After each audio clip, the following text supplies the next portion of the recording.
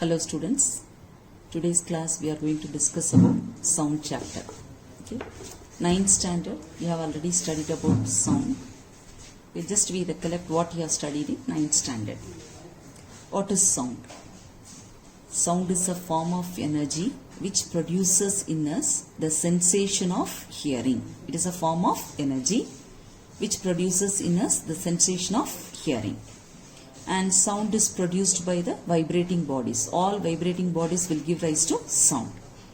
Sound requires medium for its propagation. That is, without the medium, sound cannot be transferred from one place to another place. And when it propagates in the form of waves. And the sound travels with different speed in different medium. That is, as the medium changes, the speed of sound in the medium will also change.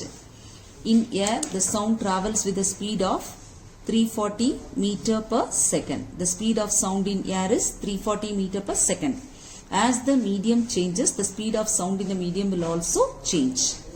The speed of sound in any medium is given by V is equal to square root of E by rho, where V represents speed of sound in the medium, E represents the elasticity of the medium, and rho represents the density of the medium.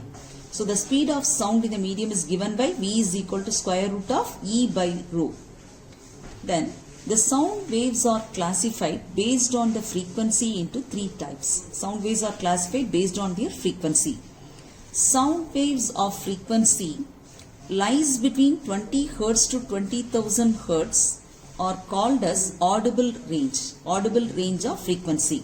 That means when the sound waves lie in this frequency range, we can hear the sound.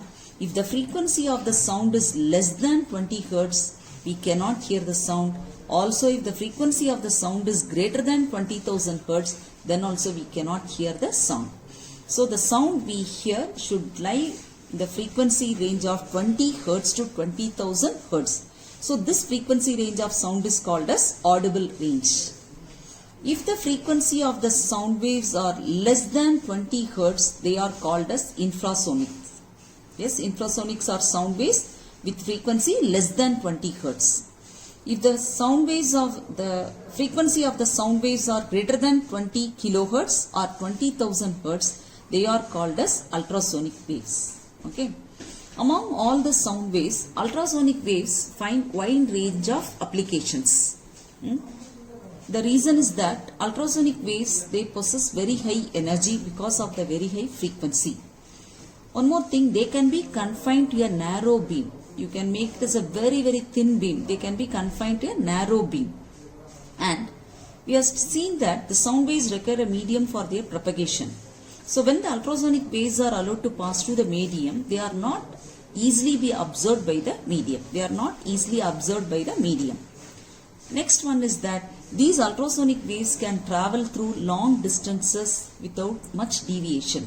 They can travel undeviated over long distance. Because of these three specific properties, ultrasonic waves find wide range of applications. First one is the sound waves of frequency greater than 20,000 Hz are called ultrasonic waves. The properties of ultrasonic waves make them to find wide range of applications. They can be confined to a narrow beam. They are not easily absorbed in a medium. They can travel undeviated over long distances. Because of these properties, ultrasonic waves find wide range of applications compared to audible range or infrasonics. Okay. Next one, the characteristics of a sound wave. Normally, we represent a wave like this. Can you all see in the diagram? Okay. In this wave, I have represented the portion of AP, QC. AP, this portion of the wave is called as the crest. This portion of the wave is called as the trough. And AP on the crest, QC on the trough, BR on the crest, and SD on the trough. These are all called amplitudes of the wave. That is, amplitude means the maximum displacement of the vibrating particle of the medium about their mean position. This OX is the mean position. Okay. The particles of the medium will vibrate above the mean position and below the mean position. That is, about this mean position they vibrate. The maximum displacement of the medium particle, yes, about their mean position is called as, both here above the mean position and below the mean position, the maximum displacement of the vibrations of the particles of the medium about the mean position is called as the amplitude. It is represented by the symbol A. The SI unit of amplitude is meter. Yes. Next one, the time period. The time taken by the particles of the medium to complete one vibration, that is the time taken by the particles of the medium to complete one vibration, or in the diagram one wave, is called as the time period. Time period is the time taken by the particles of the medium to complete one vibration or to complete one wave is called as the time period. It is represented by the symbol capital T, and the SI unit of time period is second. Yes. Next one, frequency. The number of waves completed or the number of vibrations completed in 1 second. Yes. So frequency is the number of vibrations completed in 1 second, or number of waves completed in 1 second is called as the frequency of a wave, and it is represented by the symbol small f, and its relation and its SI unit is hertz, H-E-R-T-Z, hertz. SI unit used to represent the frequency is hertz. The relation connecting the time period and the frequency is F is equal to 1 by T, where F represents the frequency and T represents the time period. Okay. Next, wavelength. In the diagram, see, I have represented wavelength by the symbol lambda. It is the distance between the points A and B. A is the position on the crest. B is also position on the successive crest. The distance between the two successive crests I have represented by the symbol lambda. Wavelength is represented by the symbol lambda. So, the distance traveled by the wave in one time period of vibration is called as the wavelength. Yes, wavelength is nothing but the distance. Okay, from the diagram I can say the distance between the successive crest or the successive trough is called as the wavelength. Or in terms of time period I can say that the distance traveled by the wave in one time period of vibration is called as the wavelength. Wavelength is represented by the symbol lambda. Its SI unit is meter. The SI unit of wavelength is meter. Next one, wave velocity. That is, the distance traveled by the wave in 1 second is called as the wave velocity. The distance traveled by the wave in 1 second is called as the wave velocity. Wave velocity is represented by the symbol V, and the frequency, wavelength and wave velocity are related by the equation V is equal to F lambda.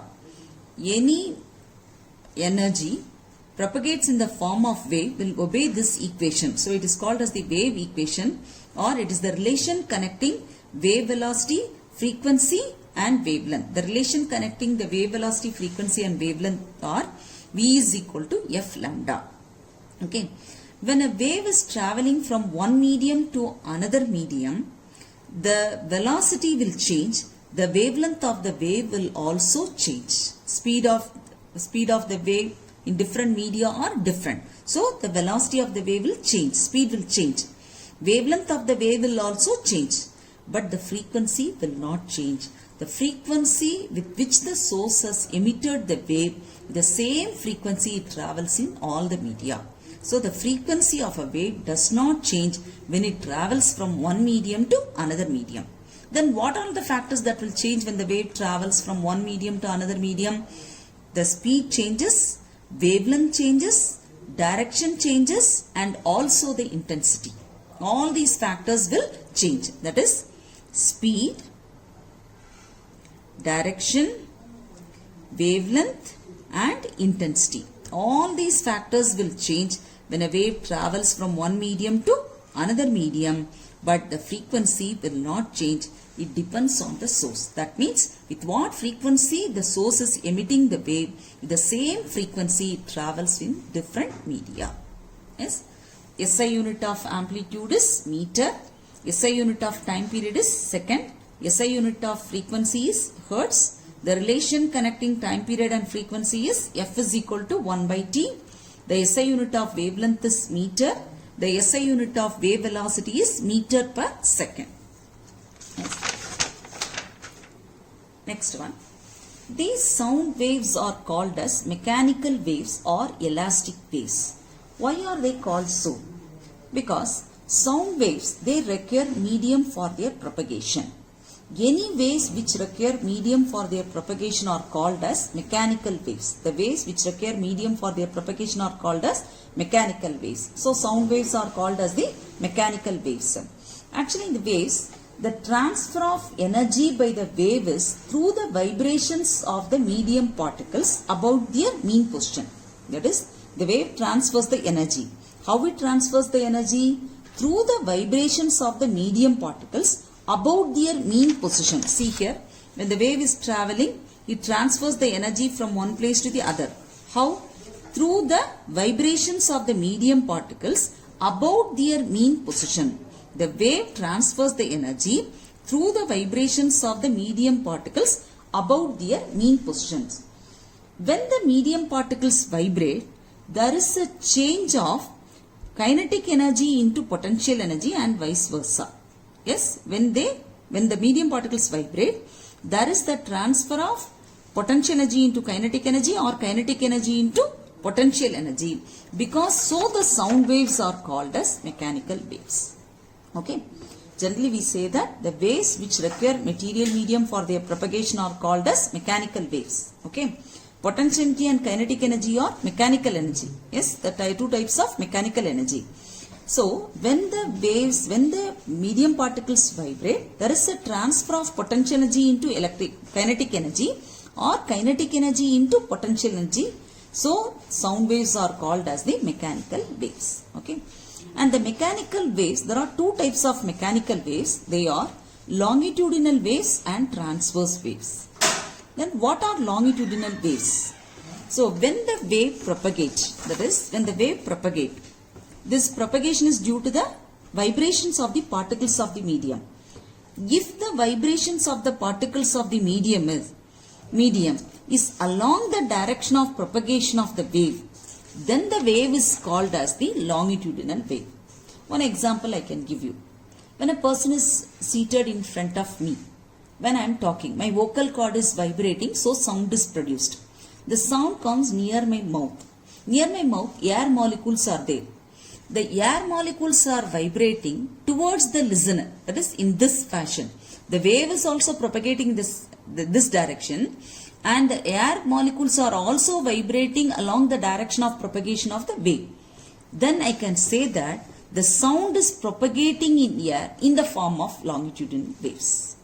Yes, that is longitudinal waves means if the particles of the medium vibrate along the direction of propagation of the wave. If the particles are vibrating like in this direction and the wave is also propagating in the same direction, then the wave is called as the longitudinal waves. Longitudinal waves propagate by forming compressions and rarefactions. That is, longitudinal waves propagate by forming compressions and rarefactions. Yes, and these longitudinal waves, when they travel in a medium, the speed of the longitudinal waves in the medium is given by V is equal to square root of gamma p by rho, where gamma is called as the Laplace correction and whose value is equal to 1.4 if the medium is air. P is the pressure, P represents pressure and rho represents the density of the medium. Okay. And these longitudinal waves, when the particles of the medium vibrate along the direction of propagation of the wave, then it is called as the longitudinal wave. They propagate by forming compressions and rarefactions, and the speed of longitudinal waves is given by V is equal to square root of gamma p by rho, where gamma is called as Laplace correction, P is the pressure in the medium and rho represents the density of the medium. And longitudinal waves, I can give one example. Sound waves propagate in air in the form of longitudinal waves. And longitudinal waves are possible in all the three states of matter, that is liquid, solid and gaseous state of matter. That is longitudinal waves can propagate both in all the three states of matter, that is liquid, solid and also in gaseous state of matter. Next come to transverse waves. If the particles of the medium vibrate normal to the direction of propagation of the wave, that is, if the particles of the medium are vibrating up and down, but the wave is propagating along x-axis, then the direction of vibrations of the particles are normal to the direction of propagation, that is perpendicular to the direction of propagation of the wave, then it is called as transverse waves. If the particles of the medium vibrate normal or perpendicular to the direction of propagation of the wave, then the waves are called as transverse waves. Transverse waves propagate by forming crust and trough. They propagate by forming crust and troughs. The speed of transverse wave, the case of vibrating string, the musical instruments such as guitar, violin and all, here the sound is produced by the vibrating strings. Okay, the speed of transverse waves in the vibrating string is given by V is equal to square root of T by M, where T represents tension and M represents mass per unit length of the string. Yes, the speed of transverse wave in the stretched string is given by V is equal to square root of T by M. Here T represents tension and M represents mass per unit length of the string.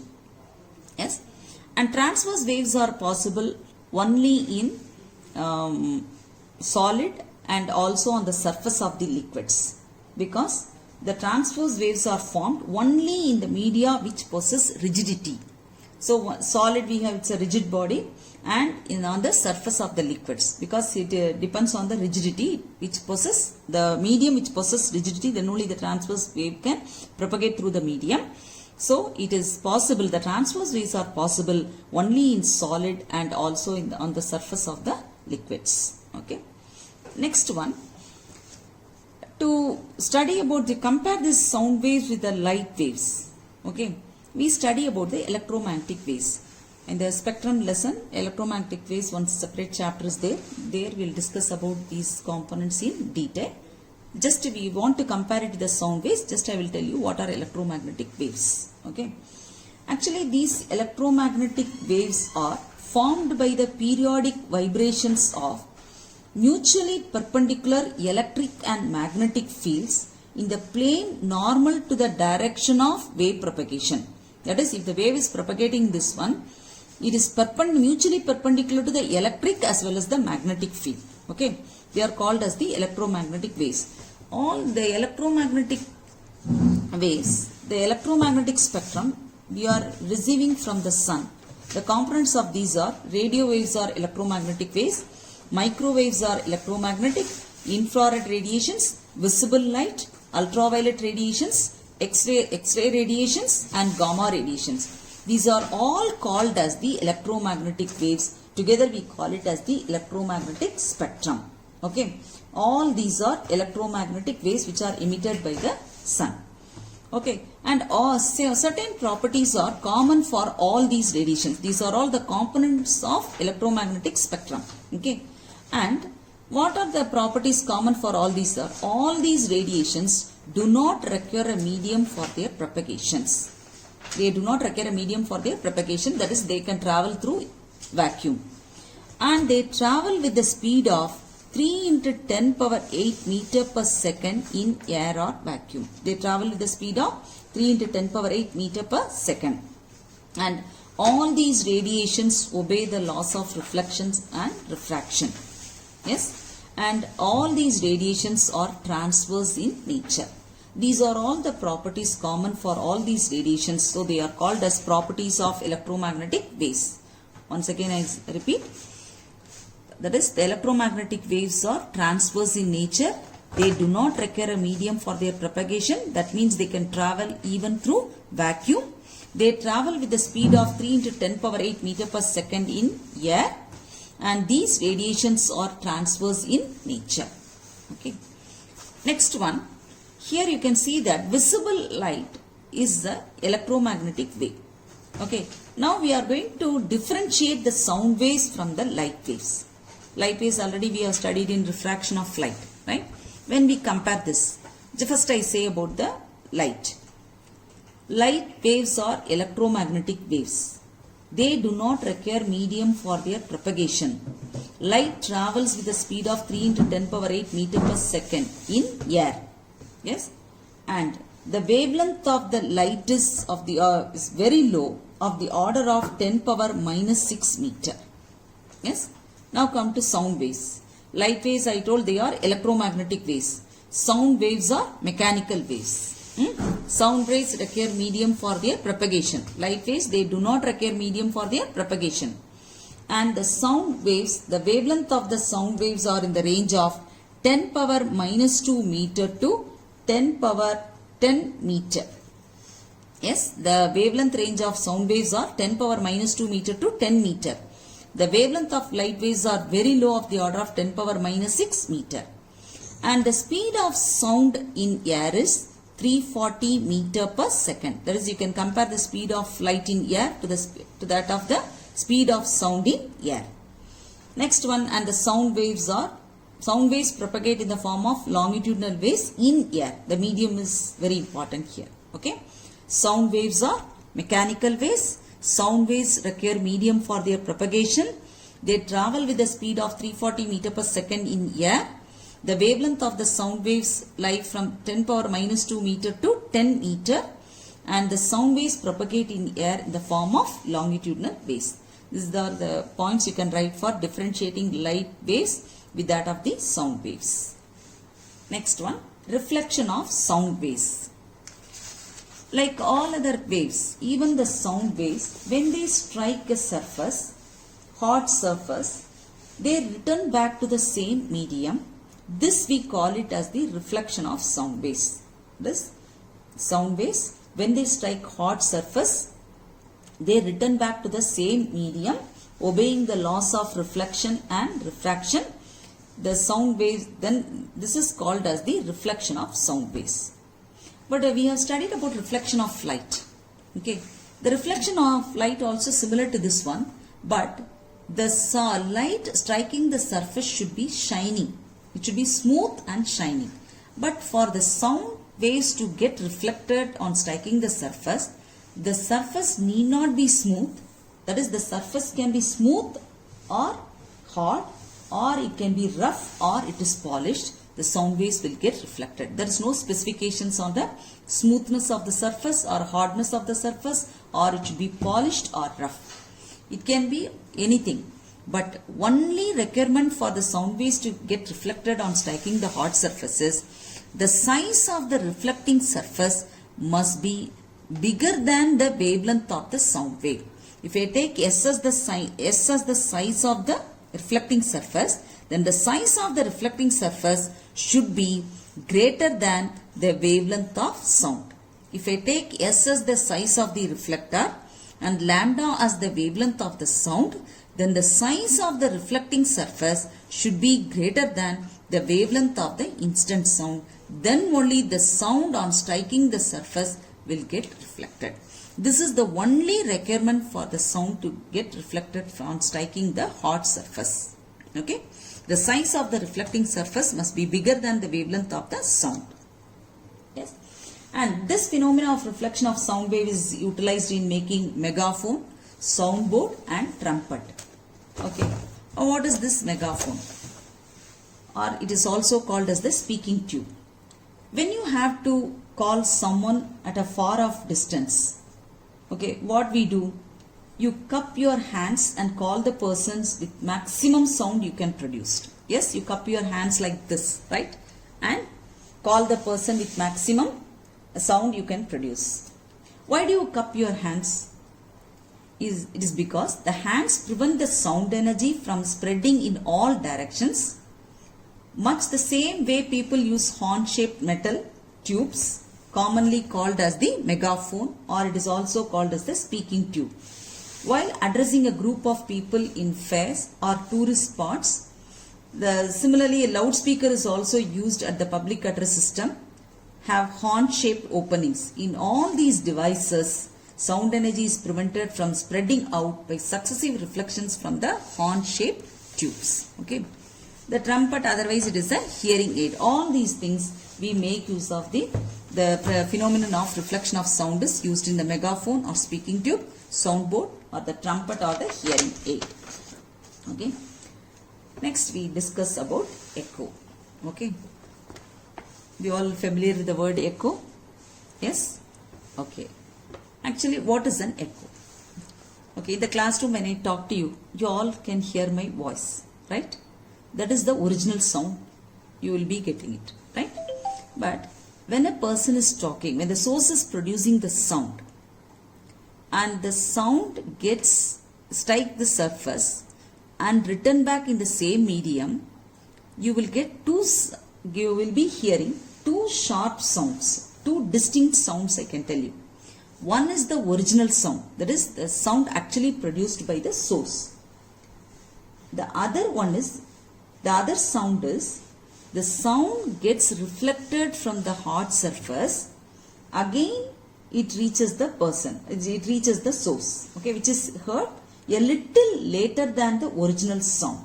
Original sound is produced. That is called as an echo. Okay. So, echo is sound heard when after reflection from a distant obstacle. Yes, the sound heard after reflection from the distant obstacle after the original sound is ceased. That is, original sound completely stopped. You are hearing the another sound which gets reflected. That is the original sound after gets reflected you are hearing. That is called as an echo. So, the sound heard after reflection from a distant obstacle such as a cliff, a hillside or a wall of a building after the original sound has ceased. For hearing an echo, there are certain conditions. Okay, conditions required for hearing a distinct echo. In the classroom while I was teaching, we don't hear an echo. Why? Because for echo to be heard, certain conditions to be fulfilled. First one, the minimum distance between the source of sound and the reflector in air must be 17 meter. Why it is 17 meter? That is, when the person is speaking, you are getting the original sound. If you are at a distance very close to him, you are getting the original sound of that person. But echo is the sound gets reflected from an obstacle. After the original sound is stopped, you are getting it. Okay. But normally our ears will have the persistence of hearing. That sensation of sound will persist in our ears for 0.1 second. For about 0.1 second. After this, if you hear the sound, then only you can differentiate between the original sound and the reflected sound heard. Okay. So, for echo to be heard distinctly, the minimum distance between the source of sound and the reflector in air must be 17 meter. This is how this distance is calculated.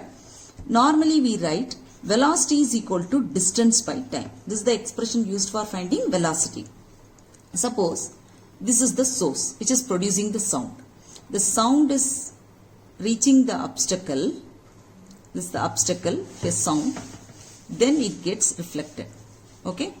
This is, let D be the distance between the obstacle and the source. This is the source, this is the obstacle. Let D be the distance between the source and the obstacle. The sound travels here, it strikes the surface, then it returns back. You are getting an echo here, right? And the distance here is also D. So, the distance traveled by the sound, before you hear an echo is 2D, here 1D, D. D plus D is equal to 2D. So, in the place of distance, I substitute 2D. And the time taken for you to hear an echo, I told you, the sensation of hearing a sound, that is, the sensation of the sound persists in our ears for 0.1 second. So, in the place of T, I will substitute 0.1. So, V is equal to 2D by T. So, 2D is, D I write the expression, D is equal to Vt by 2. Yes, speed of sound in air is 340 meter per second. The persistence of hearing is 0.1 second divided by 2. You will get it as 17 meter. That's what we say, that the minimum distance between the source of sound and the reflector in air must be 17 meter. Yes.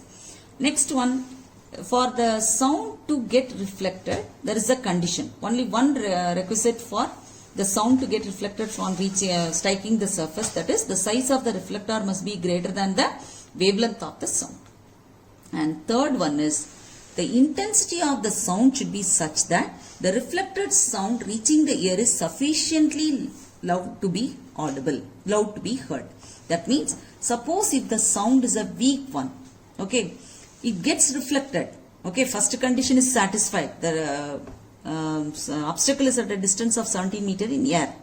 The other one is greater than 17 meter. Next one, the size of the reflector is greater than the wavelength of the instant sound. But if the sound is weak, on its reflection itself, it becomes very weak. The person who is producing the sound cannot, the listener cannot hear an echo. The echo will not reach the listener if the intensity of the sound is very low. So the intensity of the sound, that is intensity means the strength. Okay, the intensity of the sound should be such that the reflected sound reaching the ear is sufficiently loud to be audible, loud to be heard. It should be, the intensity should be sufficiently strong enough to reach the listener. Okay. Next one, how to determine the speed of sound through echo. Okay. So what is an echo? Then we have studied about conditions for an echo, condition for echo to be heard distinctly. Next one, how to determine the speed of sound in echo. Suppose the D is the, here you consider this is the source, this is an obstacle. Okay. And D is the distance between the source and the obstacle.